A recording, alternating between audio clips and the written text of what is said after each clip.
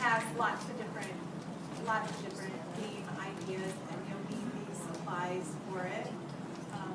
One that we didn't list was Sparkle, primarily because that's really about addition, but it's a great game to play that really gets your kids adding like in the hundreds. So making that connection between adding single-digit numbers to numbers in the hundreds, like it's a good connection to make too. So we didn't specifically just because we were really focused on multiplication, but it's another good one too. Would you say they could name that game was? Sparkle? Sparkle.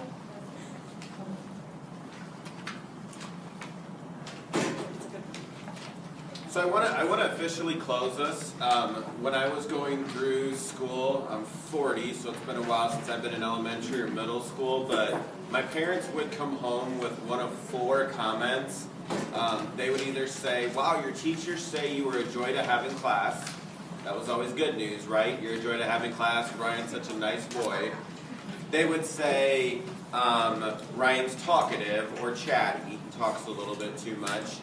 Ryan's not working to potential, so that means that we believe he's smarter than he's showing. Or they would talk about what the grade book says. You know, he has these member grades, he has these things missing. And that's just kind of how we've been socially normed to talk about school or to talk to teachers. And so the purpose of this year is to talk about the learning. So we talked about what we're doing to build our knowledge on how we teach children, and then the intent of this morning and the last time we met with parents last couple of weeks was to share our learning with them so that we can work together. And it's a different way of thinking. It's new for us, so we're going to get better at it as we do it. We're already talking on the horizon. Math is not our only need area. Literacy is something that we desperately need to help our students with, help ourselves with, and then connect with parents about. So I loved the question, is this going to happen in 7th and 8th grade? Like, what is this? If this is a one-time shot, good job, but where's the effect? So I can tell you in 7th and 8th grade, we likely won't be doing time tests and assessments, but for those kids, if we can flip back the 10 slides back to that thing, anyone who's below 60 probably needs an intervention. Right? They probably need extra help. Those kids that are 60 and above probably need to continue to practice, but they're ready to really hammer on those higher level math skills. So it's not something where we're going to consistently always assess, but we're going to have to use the data that we have that says, these kiddos that aren't getting it, we got to really work to get them. And those kids that are, we got to keep pushing them to go up because we got a lot of things that we need to do. So I thank you for coming. When you come back to conferences, we haven't revamped our conferences so it'll look like this yet.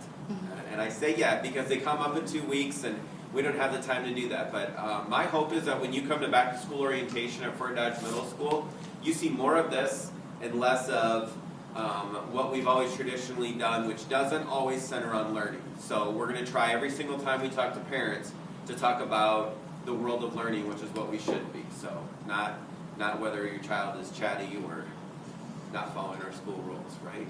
That's what we're going to talk about. If we send out an email, I know people hate surveys, and I don't have a 10% off coupon or anything to give you if you fill out the survey, but we would love feedback. Extra donut. Yeah, we could have extra donuts.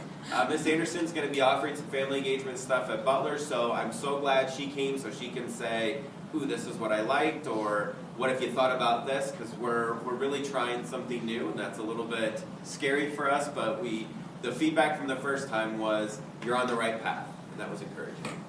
So thank you for coming. Grab some donuts or juice on the way out. Thank you very much for our 6th grade math teachers that gave up a Saturday morning to work with parents.